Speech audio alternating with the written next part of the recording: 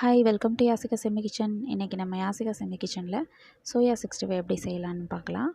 இதுக்கு நான் 100 கிராம் சோயாவை நல்லா கொதிக்க வச்ச தண்ணியில் உப்பு சேர்த்து அதில் 20 நிமிஷம் மூடி போட்டு மூடி வச்சு எடுத்து வச்சுருக்கேன். ஒரு தண்ணியில் வாஷ் பண்ணி இப்போ இதை ஒரு பாத்திரத்துக்கு ட்ரான்ஸ்ஃபர் பண்ணிடலாம். அந்த 20 நிமிஷம் ஊறதுக்கே நல்லா குக் ஆயிரும் இந்த சோயா. இப்போ இதில் ஒரு டேபிள் ஸ்பூன் சில்லி பவுடர் சேர்த்துக்கோங்க. இதை நீங்கள் ரெண்டாக கூட கட் பண்ணி சேர்த்துக்கலாம். ஒரு அரை டேபிள் ஸ்பூன் மல்லித்தூள் சேர்த்துக்கோங்க.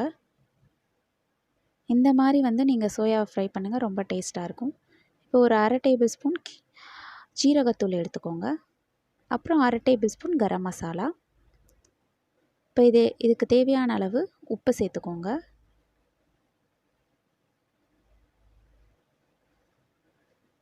அதுக்கப்புறம் ஒரு 1.5 டேபிள் ஸ்பூன் அரிசி மாவு சேர்த்துக்கோங்க. இது நல்லா மொறுமொறுப்பாக வரும். அப்புறம் ஒரு டேபிள் ஸ்பூன் கடலை மாவு சேர்த்துக்கோங்க.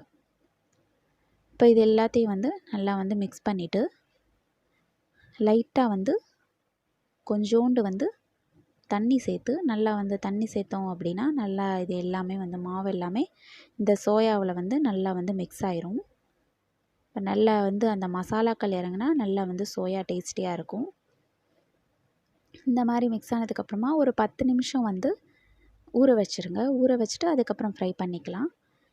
இப்போ ஆயில் சூடாகட்டும். சூடானதுக்கப்புறமா நம்ம ஒவ்வொரு சோயாவாக போட்டு ஃப்ரை பண்ணி எடுத்துக்கலாம்.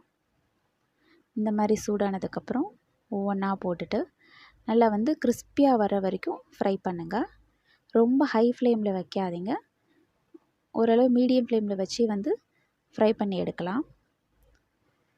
நல்லா கிறிஸ்பியாக வரணும்.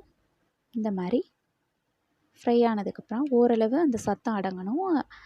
அப்போ எடுத்துடலாம் வெளியே. இப்போ இதை ஒரு பவுலுக்கு எடுத்து வச்சிடலாம். இந்த மாதிரி நீங்கள் ட்ரை பண்ணி பாருங்கள். ரொம்ப இது டேஸ்ட்டாக இருக்கும், நல்லாயிருக்கும். நார்மலாக நீங்கள் சோயா ஃப்ரை பண்ணியிருப்பீங்க. ஆனால் இந்த மாதிரி மெத்தடில் பண்ணி பாருங்கள். கடைசியாக ஃப்ளேம் ஆஃப் பண்ணிவிட்டு இந்த மாதிரி கருவேப்பிலை ஒரு கார்னிஷ்காக கொஞ்சோண்டு கருவேப்பிலையை ஃப்ரை பண்ணி மேலே சேர்த்துடலாம். நல்லா எண்ணெயெல்லாம் வடிகட்டிடுங்க. வடிகட்டிட்டு அந்த சோயா மேலே சேர்த்துடலாம். இது அழகாக இருக்கும். அவ்வளோதான், சூப்பராக ரெடி ஆயிடுச்சு. நீங்களும் வீட்டில் ட்ரை பண்ணி பாருங்கள். எப்படி இருக்குன்னு கமெண்ட் பண்ணுங்கள். என்னுடைய யாசிகா செம்மி கிச்சனை சப்ஸ்கிரைப் பண்ணாதவங்க சப்ஸ்கிரைப் பண்ணுங்கள். தேங்க்யூ.